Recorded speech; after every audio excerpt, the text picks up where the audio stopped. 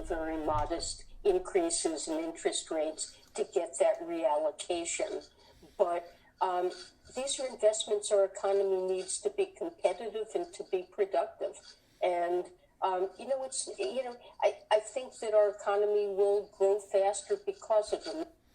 Okay, that's courtesy of The Atlantic Live, as I said, the host of the event. It, as Janet Yellen was saying at the very top there, is the spending and the massive amount of spending that the Biden administration would like to do, the infrastructure plan that's on the table. She's thinking of all of this in context and what you would have to do to sort of blunt that and its impact on inflation and interest rates. And that is a very, in her words, modest increase in interest rates to get that reallocation. Welcome, welcome, welcome. Welcome to another one of our videos and welcome to our channel. Today we're going to talk about Corsair Gaming.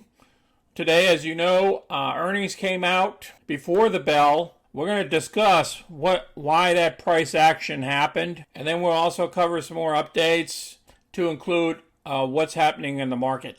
All the links will be in the below description. But first, what we're going to do is we're going to discuss the yearly report.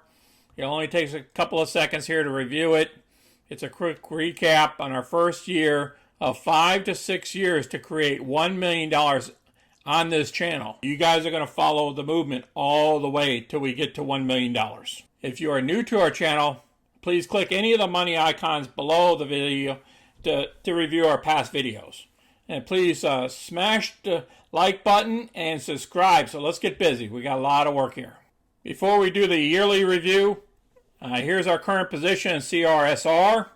As soon as earnings came out this morning before the bell, I turned around and sold 200 shares. And the price was at $35 a share at the time in pre-market. So I still have 400 more shares here, which I have covered calls to protect those positions. Remember, CRSR has monthly covered calls, so you can keep rolling them over to the next month.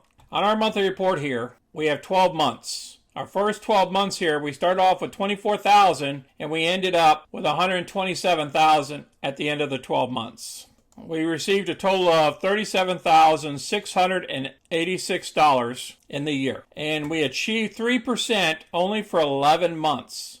The last month, we only received a 1.91% return because remember, the market went south during this time period, and we're still holding a number of positions. Let's look at our 3% tracker and see where we are with our $1 million.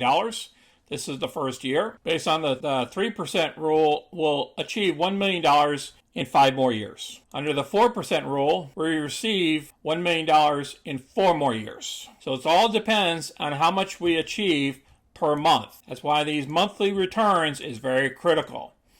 If we stay above 3 and above 4, then we'll achieve $1 million if we stay within our plan in 4 more years. Otherwise, it'll take us 5 more years to achieve $1 million. And remember, we're transparent. We show you everything. All right, here's the market.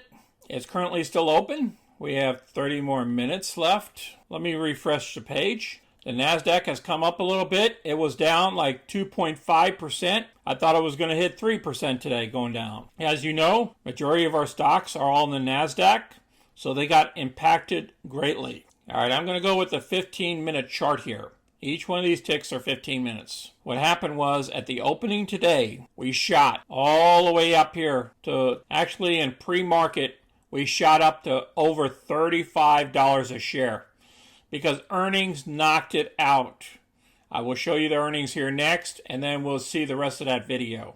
I mean, our earnings was so great that we jumped up to $35.35 in pre-market. So I sold 200 shares at $35 because I seen the NASDAQ, the futures were so far down. I mean, it was almost 1% down before the market even opened. So all the indices were in the red. So I took action before the market opened, sold in pre-market my 200 shares. Now, later on, I could turn around and buy these back. I had an opportunity down here at $31.50, but I was working on Rocket because earnings coming up tomorrow on Rocket. So I'm gonna let this tech here keep going and see where it goes. And if it gets back up to about $34 a share and the NASDAQ is done falling, because remember, we have to track the NASDAQ. If the NASDAQ going to continue to drop, then we need to put our hands off of the stock, or unless we're buying it down here at the 31. Just be critical about that, because I'm telling you, if tech goes down, these stocks, even though they're doing great with earnings, they're doing everything great, they will fall, and they can fall real hard. So leverage into the position. Don't put all your money out there, and leverage in when it drops even further if you're taking a long-term approach. And remember, perform your cover calls like I'm doing. We're trying to have some type of protection, so at least we get a little bit of premium even if the stock falls. That's okay, because we received a little bit of premium. The other folks, when the stock falls, they don't get no premium because they didn't put no cover calls against it. All right, here was the earnings came out at 4 a.m. in the morning, and they knocked it out of the park. Okay, their net revenue was $529.4 billion, an increase of 71.6% year over year. The gamer and creator net revenue was $175.9 million. An increase of 131.9% year over year. They knocked it out of the park on every metric. If the NASDAQ did not fall, this stock would have been a $40 stock today. I'll put this down below. There's another report here saying the same thing. They crushed estimates, raised outlook, but shares fall. Well, the shares fell because the NASDAQ fell. And everybody says, oh my God, the world's coming to an end. We got to sell. You don't have to sell just because the rest of the market falls. There are certain stocks that will stay up. And the chief executive was talking about the new keyboards, and they're doing what they introduced. Economists here are saying that investors are focused on potential headwinds from the reopening of the economy post-pandemic rather than long-term positive secular growth trends benefiting Corsair. They sent a note out to their clients. Now let's go ahead and listen to the rest of this conversation here from CNBC, folks. John Najarian, as I said, it doesn't take much, right? And tech stocks, which were already fragile today, when you start thinking of the prospect of higher interest rates, that's just one of the implications for why the NASDAQ would be down. But now you have the possibility of Janet Yellen, the Treasury Secretary, who used to be Fed chair, talking about the need to raise rates when Jay Powell and the Fed seem intent on the idea that they're doing nothing until 2023. So you've got both of those forces working against the market today. Yeah, and you've still got, Scott, the backdrop of higher tax.